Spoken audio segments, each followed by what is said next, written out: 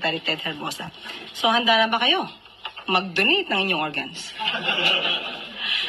Ako willing, except my heart.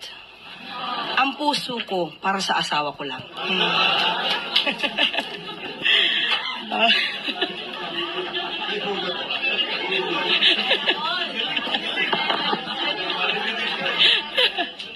Ayan. Okay, ready na po tayo sumagot ng inyong mga mahihirap na katanungan, MPC.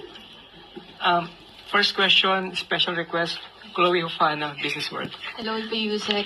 As the Israel-Iran entered its 7th day of airstrikes, do we see any effect of their prolonged conflict in terms of OFW remittances and deployment? Nakausap po natin si Yusek Alu ng DOF at sinasabi po niya sa ngayon po ay wala pa pong impact na gano'n sa OFW remittances. Ang sabi po niya, and I quote, "The impact on remittances remains limited for now. Given the remittances from Israel and Iran amounted to $106.4 million in 2024, 0.03% of total remittances. However, an escalation that could include the rest of the Middle East will have a substantial effect on overall remittances." Ayon sa kanya po, malamang po talaga ay magkakaroon ng pagtaas sa presyo ng krudo at maapektuhan mas malamang ang household consumption at ang economy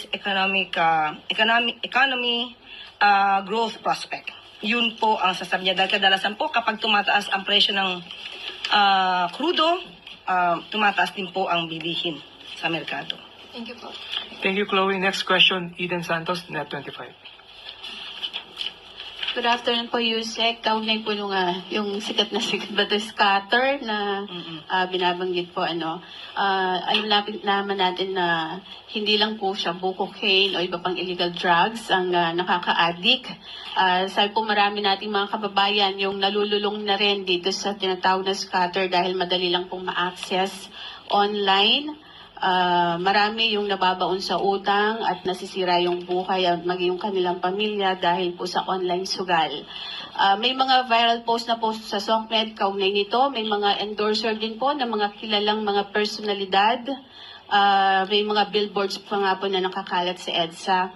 Ito po ba ay yung negatibong epekto ng online na sugal ay nakarating na sa Pangulong Marcos at ano po yung maaaring gawin ng ating gobyerno tungkol dito para po maiwasan yung mas malalapang negatibong epekto nito?